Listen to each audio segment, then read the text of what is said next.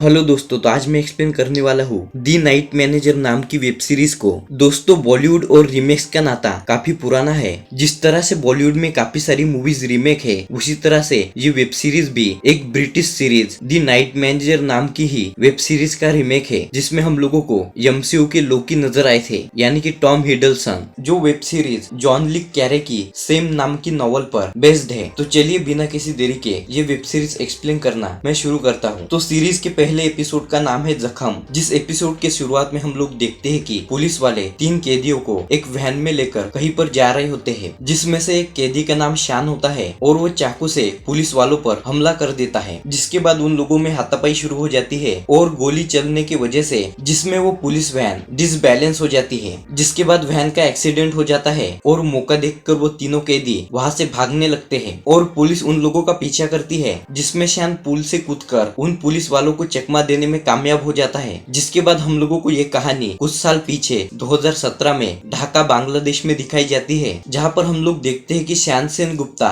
ढाका के एक famous hotel Orient Perl में एक नाइट मैनेजर होता है। जब शान अपने घर में सो रहा था, तभी उसे होटल से फोन आता है और उसे जल्दी ही होटल बुलाया जाता है। यहाँ पर हम लोगों को न्यूज में पता चलता है कि म्यांमार की माइनॉरिटी आबादी इन पर लगातार जुल्म बढ़ रहा था, जिसकी वजह से लाखों म्यांमार वासी अपना देश छोड़कर बांग्लादेश में शिफ्ट हो रहे थे। ये एशिया की बहुत बड़ी रेफ्यूजी क्राइसिस होते हुए दिखाई दे रही थी। बांग्लादेश के लोग म्यांमार की सरकार पर प्रोटेस्ट करने के लिए भारी मात्रा में इकट्ठा हो रहे थे, जिस वजह से पूरे ढाका में तनाव का माहौल था। आगे जब शान अपने होटल पर पहुंचता है, तब हम लोगों को पता चलता है कि प्रोटेस्ट की वजह से सारी फ्लाइटें बंद हो गई है, इसलिए होटल के किसी भी गेस्ट को फ्लाइट की टिकट ही नहीं मिलती। तब शान वहाँ के गेस्ट को मैनेज करता है और वहाँ की सारी सिचुएशन संभालता है। शान की बातों से एक लड़की को पता चलता है कि शान का इंडियन हाई कमीशन में एक अच्छा दोस्त है। आगे वो लड़की शान से मिलने आती है, जिसका नाम सपीना होता है। वो लड़की शान से इलीगली इंडिया जाने के लिए मदद मांगती है, लेकिन तभी वहाँ पर सपीना की माँ आ जाती है और उसे वहाँ से डांट कर ले जाती है। जहाँ पर सपीना से शान को पता चलता है कि सपीना एक फ्रेडी रहमान नाम के आदमी की वाइफ है। आगे शान सपीना की डिटेल्स चेक करता है, जिसपे सपीना के पासपोर्ट पर उसके पति का नाम फ्रेडी रहमान दिखाया जाता है, जिससे शान को ये भी पता चलता है कि सपीना की उम्र सिर्फ 14 साल ही है। फिर शान फ्रेडी रहमान के बारे में सर्च करता है, जहाँ पर उसे पता चलता है कि फ्रेडी रहमान बांग्लादेश का एक बहुत बड़ा पावरफुल आदमी है। साथ ही फ्रेडी रहमान के जहाँ पर शान काम करता है उस होटल में 52% उसके स्टेक होते हैं। फ्रेडी रहमान की शादी 14 साल की सफीना से हुई होती है, जिसके बाद शान को लगता है कि सफीना काफी मुसीबत में है। जिसके बाद ये सब वो अपने बड़े मैनेजर को समझाता है, लेकिन वो मैनेजर फ्रेडी रहमान के मामले से शान को दूर ही रहने के लिए कहता है। जिसके बाद फिर से सफीना मौका देखकर शान से मिलती है और शान को उसके इंडियन हाई कमीशन के दोस्त से बात करने के लिए कहती है, लेकिन शान सफीना को कहता है कि वो इस मामले में उसकी कोई भी मदद नहीं कर सकता। इसके बाद सफीना शान को बिना पता चले उसका फोन वहाँ से ले जाती है। आगे हम देखते हैं कि शान डेजर्ट देने के बहाने सफीना के रूम में जाता है, ताकि वो उसका फोन वापस ला सके। शान सफीना से अपना फोन वापस मांग ही रहा होता है कि तभी वहाँ पर फ्रेडी रहमान आ जाता है और सफीना डरते हुए अपना सर ढक लेती है। फ्रेडी रहमान रूम में आने के बाद गुस्से से सभी लोगों को बाहर जाने के लिए कहता है। ये सब देखने के बाद शान समझ जाता है कि फ्रेडी सपीना को डरा धमका कर उसके साथ रखता है और सपीना उससे खुश नहीं है। अगले दिन फ्रेडी रहमान जाने के बाद सपीना शान को उसका फोन वापस देने के लिए आती है। जब शान उसका फोन चेक करता है, तो उसे उसमें कुछ फोटोज और वीडियोस मिलते हैं, जिसमें सपीना वो वीडियो उसके हाई कमीशन वाले दोस्त को दिखाने के लिए कहती है। वीडियो में हम लोगों को दिखाया जाता है कि फ्रेडी रहमान किसी से एग्रीकल्चर के इक्विपमेंट के बहाने बहुत सारे हथियार खरीद रहा होता है। बाद में फोटो देखने के बाद उसे पता चलता है कि ये एक लिस्ट है, और उस लिस्ट को देखने के बाद शान को पता चलता है कि फ्रेडी रहमान फर्टिलाइजर्स और एग्रो पावर के नाम पर आरडीएक्स लैंड माइन्स और बाकी एक्सप्लोजिव्स मंगा रहा है, और वो ये सब किसी रमता कॉर्पोरेशन के नाम से बुला रहा होता है। जिसके बाद शान रमता कॉर्पोरेशन के नाम पर सर्च करता है, जिसके बाद शान को पता चलता है कि रमता कॉर्पोरेशन शैलेंद्र रघोटा नाम के एक बहुत बड़ी इंडस्ट्रियलिस्ट की कंपनी है, जिसके काफी सारे बिजनेस होते हैं, और वो 12 आरजे शिपिंग कंपनी का मालिक होता है। जिसके बाद शान समझ जाता है कि शैलेंद्र रघुटा उर्फ शैली अपनी शिपिंग कंपनी की मदद से एग्रीकल्चर के इक्विपमेंट के बहाने हथियार सप्लाई करता है। आगे हम लोगों को पता चलता है कि शान एक एक्स नेवी ऑफिसर है। जिसके बाद शान अपने इंडियन हाई कमीशन वाले दोस्त विक्रम भागवत से मिलने जाता है। विक्रम भागवत ढाका में इंडिया का डिप्यूटी हाई कमीशन ऑफिसर होता है। फिर वहाँ पर शान विक्रम को उन हथियारों वाली बात बताता है और कहता है कि इंफॉर्मेशन देने वाला एक इंडियन है और उसके लिए सेफली इंडिया जाने की भी बात करता है। साथ ही वो उसे अपना नाम हाइड रखने के लिए कहता है। तब विक्रम फोन करके लिपिका को ये सब बता देता है। जिसके बाद हम लोगों को दिल्ली में रॉ का ऑफिस दिखाया जाता है, जहाँ पर लिपिका नाम की एक ऑफिसर रॉ में बांग्लादेश की एरिया की एक हेड होती है। लिपिका वो वीडियो अपने सीनियर दानिश को दिखाती है, जहाँ पर दानिश उससे कहता है कि वो लोग एक बहुत बड़े इंक्लूबेशन आदमी पर उंगली उठा रहे हैं। तब लिपिका दानिश से कहते हैं कि शैली कोई इंडस्ट्रियलिस्ट नहीं है, बल्कि वो तो हथियार सप्लाई करता है। साथ ही वो शैली के पीछे 4 सालों से लगी हुई है। जिसके बाद लिपिका और दानिश अपने हेड मित्तल से मिलने जाते हैं, जहाँ पर मित्तल लिपिका से कहता है कि इस वीडियो में कोई ऐसा स्ट्रॉन्ग एविडेंस नहीं है जिससे वो शैलेंद्र रघुटा पर उंगली उठा सके। जिसके बाद वहाँ से निकलती हुई लिपिका अपने असिस्टेंट सारंग से कहती है कि उसे 24 घंटे में वीडियो का फॉरेंसिक रिपोर्ट चाहिए। फिर हम लोगों को दिखाया जाता है कि लिपिका जब वहाँ से निकल रही होती है, तभी वहाँ पर कोई कार से लिपिका पर नजर रख रहा होता है और वो एक खबर शैलेंद्र रघुटा को देता है। फिर शैली फ्रेडी को फोन लगाता है और उस वीडियो के बारे में बताता है, जिस पर फ्रेडी कहता है कि सपीना ने ही रिकॉर्ड की होगी। फिर फ्रेडी होटल जाकर सपीना के माँ से सपीना के बारे में पूछता है और उसे वीडियो के बारे में बताता है। तब शैली सपीना को जान से मारने के लिए कहता है और शान ये सब सुन लेता है। जब फ्रेडी और शैली सपीना के पास जा रहे होते हैं, तो उससे पहले ही शान फोन करके सपीना को ये सब बता देता है और सपीना फ्रेडी के रूम में आने से पहले ही वहाँ से भाग जाती है। शान सपीना को होटल से भागने के लिए रास्ता बताता है और उसे उसका एक थिएटर के बाहर इंतजार करने के लिए कहता है। दूसरी तरफ होटल में फ्रेडी रहमान अपने आदमियों को मारता है और उनसे सपीना के बारे में पूछता है। जिसके बाद हम लोग देखते हैं कि फ्रेडी रहमान सभी से पूछता है कि सपीना कहाँ है और गुस्से में शान का कॉलर पकड़ लेता है, जिस पर शान को बहुत ज्यादा गुस्सा आ जाता है और वो फ्रेडी रहमान को धक्का दे देता है। लेकिन तभी वहाँ पर शान से बड़ा मैनेजर आता है और फ्रेडी रहमान को समझाता है और शान को वहाँ से जाने के लिए कहता है। जिसके बाद शान गुस्से में विक्रम से मिलने जाता है और वो विक्रम से पूछता है कि उसने वो इंफॉर्मेशन किससे दी, जिस पर विक्रम उसे लिपिका के बारे में बताता है। तब शान विक्रम को लिपिका को फोन करने के लिए कहता है और वो लिपिका पर इल्जाम लगाता है कि उसने वो बातें फ्रेडी रहमान को लीक कर दी, जिस पर लिपिका उससे कहते हैं कि उसके डिपार्टमेंट से वो बातें कोई भी लीक नहीं हुई है। जहाँ पर शान से लिपिका को पता चलता है कि इन्फॉर्मर एक 14 साल की लड़की है और उसकी जान अब लिपिका की वजह से खतरे में है। लिपिका उसे बताते है कि वो कल ही ढाका आ रही है और तब तक वो शान को उस लड़की का ध्यान रखने के लिए कहती है। जिसके बाद शान सपीना को उस थिएटर से होटल ले आता है, जहाँ पर शान सपीना को सभी लोगों के नजरों से बचाकर होटल के एक अंडर कंस्ट्रक्शन एरिया में लाता है। उस जगह पर कोई भी कैमरा नहीं होता। शान सपीना से कहता है कि आज रात की बात है, फिर कल वो इंडिया वापस चली जाएगी। शान सपीना को थोड़ी देर वहीं पर इंतजार करने के लिए कहता है, लेकिन सपीना डर की वजह से शान को उसके साथ ही रहने के लिए कहती है। जिसके बाद सपीना शान के कंधे पर सर रख के वहीं पर सो जाती है। अगले दिन फ्रेडी के लोग सभी से होटल में पूछताछ कर रहे होते हैं और शान सपीना के खाने के लिए मार्केट में कुछ लेने के लिए जाता है, जहाँ शान लिपिका को फोन करता है। लिपिका उससे पूछती है कि बच्ची सेफ है या नहीं, जिस पर शान लिपिका को बताता है कि उसने सपीना को होटल के एक अंडर कंस्ट्रक्शन एरिया में छिपा दिया है। लिपिका शान से बात कर रही होती है, लेकिन उसे उसकी बातें क्लियर सुनाई नहीं दे रही होती है। जिसके बाद लिपिका उस जगह पर इधर उधर देखने लगती है, जहाँ पर उसे वही गाड़ी और कुछ लोग उस पर नजर रखते हुए दिखते हैं, जिससे लिपिका समझ जाती है कि उसका फोन टैप हो रहा है और वो शान को तुरंत उस लड़की को वहाँ से निकालने के लिए कहती है। शान फौरन वहाँ से सपीना को बचाने के लिए होटल की तरफ भागता है, लेकिन शान को वहाँ पहुँचने में बहुत देर हो जाती है और होटल पहुँचते ही शान सपीना को ऊपर से नीचे गिरते हुए दिखता है। सपीना को फ्रेडी रहमान के आदमियों ने शान होटल पहुँचने से पहले ही ऊपर से नीचे फेंक दिया था। शान ये सब देखकर शॉक्ड रह जाता है और सपीना की वहाँ गिरते ही मौत हो जाती है और सपीना की नीचे गिरते ही मौत हो जाती है। दूसरी तरफ लिपिका ये सब सुनने के बाद बहुत रोती है और शान वहाँ से चला जाता है। आगे हम देखते हैं कि पुलिस वाले सपीना की मौत को एक हादसा दिखाने की कोशिश कर रहे होते हैं और वो कहते हैं कि सपीना ने गहनों की चोरी की थी, उस चोरी के डर की वजह से उसने आत्महत्या कर ली, क्योंकि ढाका की पुलिस फ्रेडी रहमान के इशारों पर चलती थी।